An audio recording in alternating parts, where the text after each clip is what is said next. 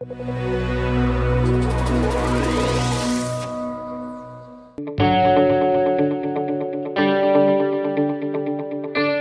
na verdade a gente pode dizer que a única modalidade nova de jornada é a 12 por 36, porque o contrato temporário ele já era previsto na CLT. O que ocorreu foi que o legislador ele fez uma alteração com relação ao número máximo de horas, né? E esse número máximo de horas ele foi feito de acordo com um informe da OIT a respeito dos contratos a tempo parcial. Então, na verdade, houve uma adequação aí com as próprias normas da OIT com relação a número mínimo e número máximo de horas. A ideia do contrato temporário é realmente, historicamente, ele é um contrato que nasceu justamente pela inclusão da mulher no mercado de trabalho, porque ela dividia a tarefa doméstica com tarefa com vida profissional. Então era uma situação que autorizaria a mulher, ou seja, incentivaria a mulher a ir para o mercado de trabalho também, e que não impedisse o direito dela poder ser mãe, porque ela teria que dividir as tarefas aí entre filhos e casa. E aqui, na verdade, é mais ou menos essa a ideia, ou seja, permitir que se trabalhe por um meio período, vamos dizer assim, e isso possibilita a conciliação da vida familiar com a vida doméstica. O outro tipo de contrato de trabalho, que também nós não vamos falar em jornada máxima nem jornada mínima, porque na verdade ele não prevê o número de horas, é o contrato intermitente. Me parece que como o legislador não prevê um número de horas fixa para esse tipo de contrato, o que a gente vai ter que respeitar são as 44 horas semanais que nós temos aí na Constituição, com limite de 8 horas diárias, não é?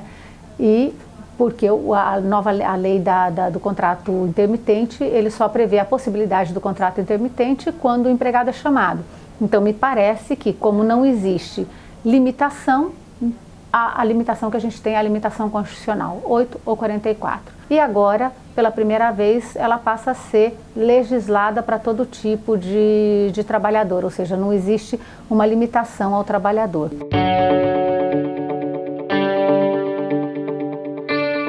Os novos tipos contratuais trazidos na CLT, eles não são suficientes para permitir a inclusão de todos esses trabalhadores que estão excluídos do regime.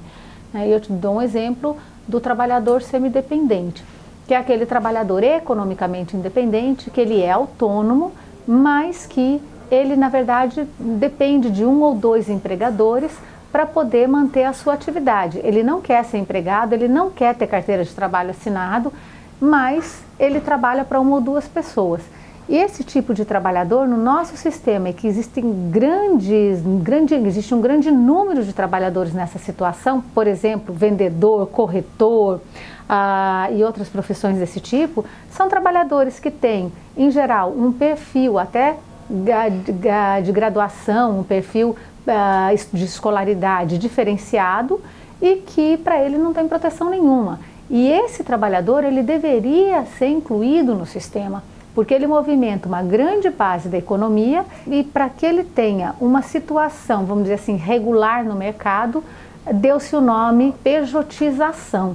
Por que deram esse nome? Por que ele acaba fazendo um contrato de pessoa jurídica? Para que ele possa pagar menos impostos ou ser incluído em algum lugar onde ele possa ter um mínimo de proteção estatal, né? Em outros sistemas, esses trabalhadores semidependentes, eles existem, eles são protegidos, eles têm direito à assistência social e a regimes como Portugal, Espanha, por exemplo, eles fazem até greve, não é? É o caso do Uber agora, que está super discutido na jurisprudência.